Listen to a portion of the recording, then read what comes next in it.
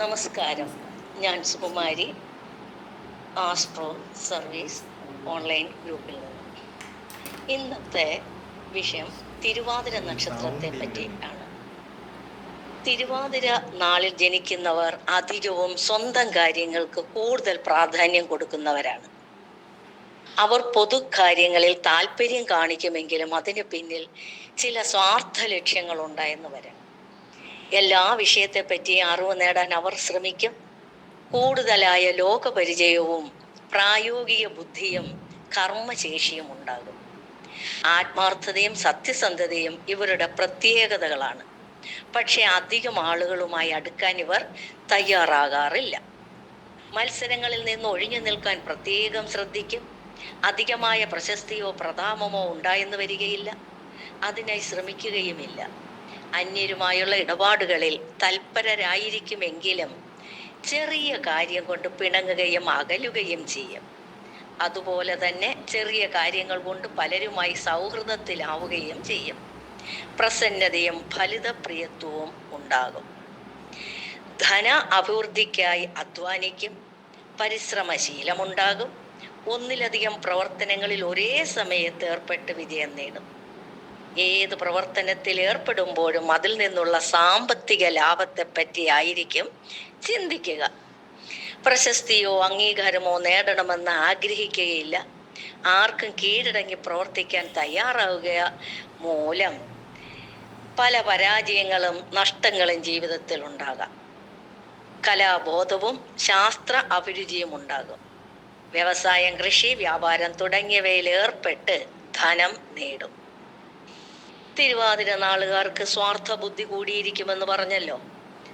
ഏത് പ്രവൃത്തിയിൽ ഏർപ്പെടുമ്പോഴും ചില ഗൂഢലക്ഷ്യങ്ങൾ അവരുടെ മനസ്സിലുണ്ടാകും.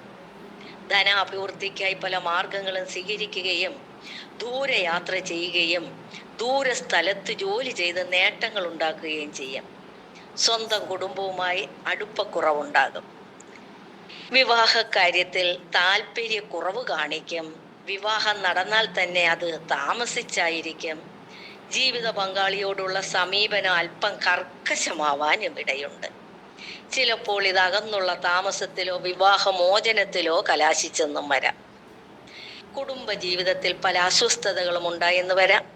ഇങ്ങനെയൊക്കെ ആണെങ്കിലും കുടുംബജീവിതം വിജയകരമായി മുന്നോട്ട് കൊണ്ടുപോകാൻ അല്പം ഒന്ന് ശ്രദ്ധിച്ചാൽ തിരുവാതിരക്കാർക്ക് കഴിയും. തിരുവാതിര നാളിൽ ജനിച്ച സ്ത്രീകൾക്ക് വിവാഹത്തിന് താമസം, കുടുംബജീവിതത്തിൽ അസ്വസ്ഥത, ഭർതൃകുടുംബാംഗങ്ങളോട് താല്പര്യക്കുറവ് തുടങ്ങിയ ഉണ്ടാകാവുന്നതാണ്. ഇതെല്ലാം വിവാഹ ജീവിതത്തിന്റെ തകർച്ചയ്ക്ക് വഴി തെളിക്കുന്നതാണ്. കരുതലോടെ പ്രവർത്തിച്ചാൽ ഇത് ഒഴിവാക്കാനാകും. തിരുവാതിരക്കാർക്ക് ബാല്യകാലത്ത് തുടർച്ചയായി രോഗപീഠയുണ്ടാകുവാനിടയുണ്ട്. 10 വയസ്സു മുതൽ 26 വയസ്സ് വരെയുള്ള കാലം പൊതുവെ നന്നായിരിക്കും. മെച്ചമായ വിദ്യാഭ്യാസം, ജോലി തുടങ്ങിയവ നേടാൻ ഈ കാലത്ത് കഴിയും.